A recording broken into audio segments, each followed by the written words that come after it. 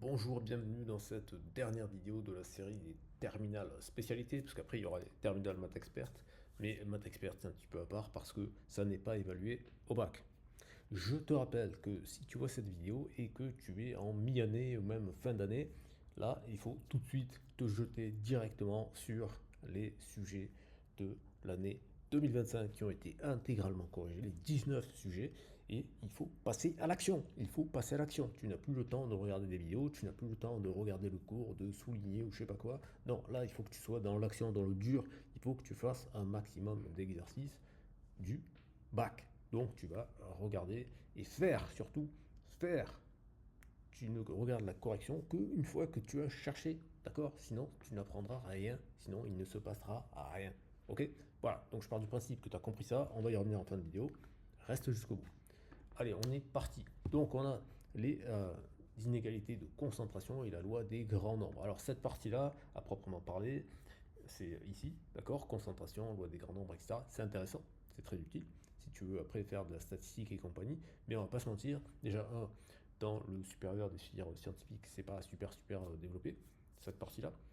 Je parle des premières, deuxième années, hein, parce qu'après, quand on commence à étudier les probabilités, les statistiques sérieusement, bien évidemment qu'on passe par là.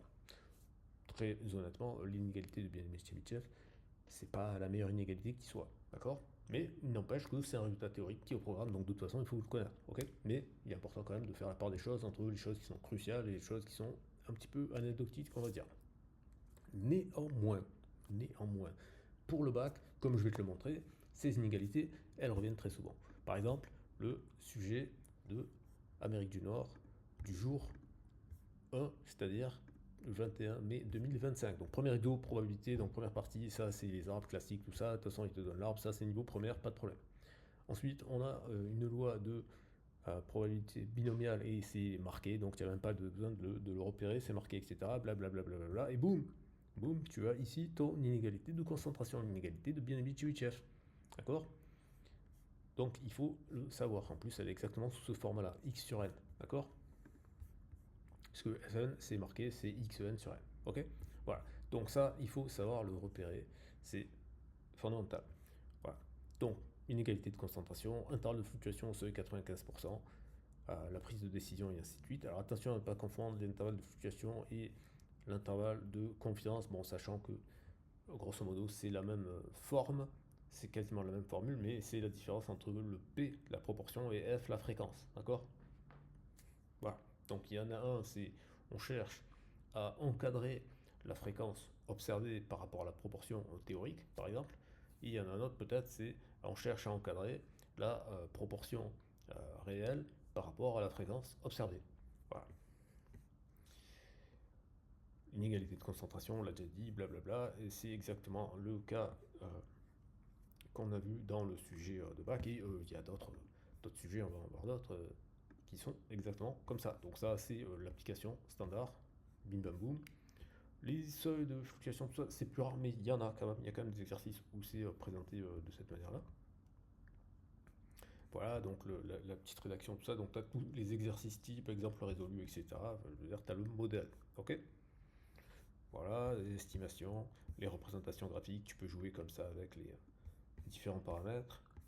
La formule de synthèse, etc. Bon, ça, c'est l'aspect théorique, ça, dans les exercices, ça n'apparaît pas vraiment à proprement parler. Mais bon, tu as tout le protocole comme ça, et puis tu as la représentation. Donc tu peux comme ça visualiser un peu les choses. Donc tu as les démonstrations théoriques. C'est encore une fois, pour le bac, ça n'est pas demandé, mais tu as les démonstrations théoriques. Ça peut être utile si tu veux mieux comprendre ce qui se passe. Tu as quelques algorithmes que tu peux tester avec Python comme ça. Je rappelle que tous mes algorithmes dans toutes mes applications web sont exécutables sur l'application et téléchargeables pour pouvoir les utiliser chez toi et pouvoir faire tes propres modifications et ainsi de suite, ce que je t'encourage à faire.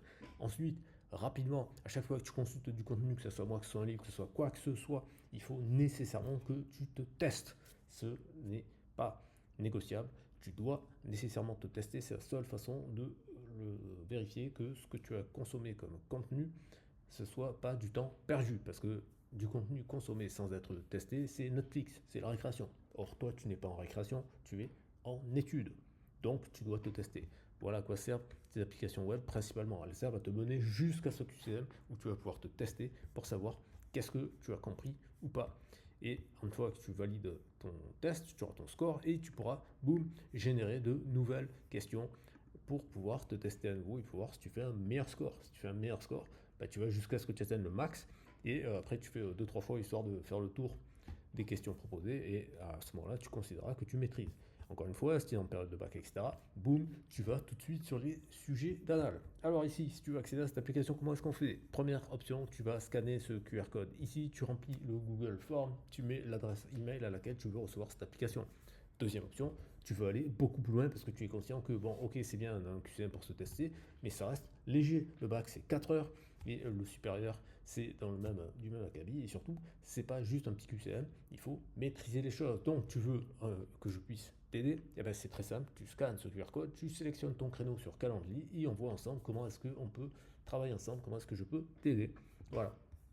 Si ça n'est pas déjà fait, pouce vers le haut, abonnement et partage. Mais reste là, on va étudier l'année 2025 rapidement pour que tu comprennes un petit peu que ces choses-là, ça retombe systématiquement. Donc si je reprends le sujet du 21 mai 2025, on a toute la partie probabilité de base avec l'arbre de probabilité, etc. Donc ça c'est niveau première. Ensuite, on a une loi binomiale, c'est précisé, mais on va voir que dans d'autres sujets, ce n'est pas précisé. Donc il faut connaître la loi binomiale, savoir l'utiliser, savoir la reconnaître. Ensuite ici, tu as voilà, cette moyenne-là, comme ça, boum, inégalité de concentration. Là aussi, il faut faire attention parce que ici, c'est cette valeur-là qui va être la borne. Et il faut justifier que cette borne-là va être inférieure à celle-ci, d'où la chose qui était demandée. D'accord? Ensuite, tu as un intervalle avec un échantillon et on te demande, voilà, est-ce que ça fonctionne ou pas? Donc, il faut que tu mettes en place ton intervalle pour savoir si ça tombe dedans ou pas.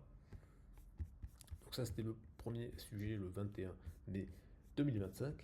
Et ici, sur le 22 mai 2025, tu as quelque chose de similaire, exercice de proba, au début, blablabla. Tout de suite, on te dit, hey, c'est une loi binomiale, boum. Ensuite, on te demande de faire un encadrement, etc. Et ici, on te demande de faire la somme de variables aléatoires. Et ici, tu dois utiliser une inégalité de concentration. Donc ça revient quasiment tout le temps. Il y a encore une deuxième ici. Ok? Voilà, donc ce n'est pas négligeable, ça tombe systématiquement, donc il faut maîtriser cette partie-là. Donc là, bon, ça, c'est l'analyse, ça c'est la gestion d'espace, boum, probabilité, voilà. Bon, là, ça c'est l'arbre et compagnie, probabilité conditionnelle, ça c'est niveau première, pas de problème. Ensuite, là, tu dois reconnaître quelle est la loi. Bon, spoiler alert, c'est la loi binomiale, hein, bien entendu, mais voilà. Donc là, pour le coup, là, il n'y avait pas d'inégalité de concentration, c'est un peu l'exception, mais ça va arriver juste après, je pense. Ici, donc, on a l'arbre de probabilité, hein, voilà, blablabla. De toute façon, dès que tu vois des probabilités conditionnelles, etc., ça c'est l'arbre de probabilité. Là, tu sens que boum, loi binomiale, voilà. Ensuite, 94%, blablabla, SN, etc. Ok. Là, on a un intervalle hein, entre 93% et 97%. Et ensuite, bon, là, ils l'ont dit explicitement en utilisant l'inégalité de Bien-Aimé de Chebyshev. Donc, bon, en même temps, tu n'en connais pas d'autres, hein, donc t'as pas trop le choix. Voilà, donc ça, c'est celui dont on zappe, on change de sujet. Donc, ça, c'est Asie, voilà, donc la première partie, arbre de probabilité, comme d'habitude. Voilà, donc tous ces trucs-là. Et ensuite, boum, échantillon. Voilà, donc c'est clair, net, précis. On te donne les paramètres et après, il faut que tu construises l'intervalle. Ok. Allez, un dernier pour la route. Ça, c'est centre étranger. Donc pareil, boum, on tombe sur la probabilité, arbre de probabilité, blablabla. Loi binomiale, ok. Voilà, ici, on te donne la probabilité que ça soit à 89%, ok, somme de variables aléatoires, boum, bien aimé Chebyshev, et là ils l'ont dit. Donc voilà, donc tu vois que ça tombe systématiquement dans pouce vers le haut, abonnement, commentaire, partage, et à très bientôt pour une prochaine vidéo.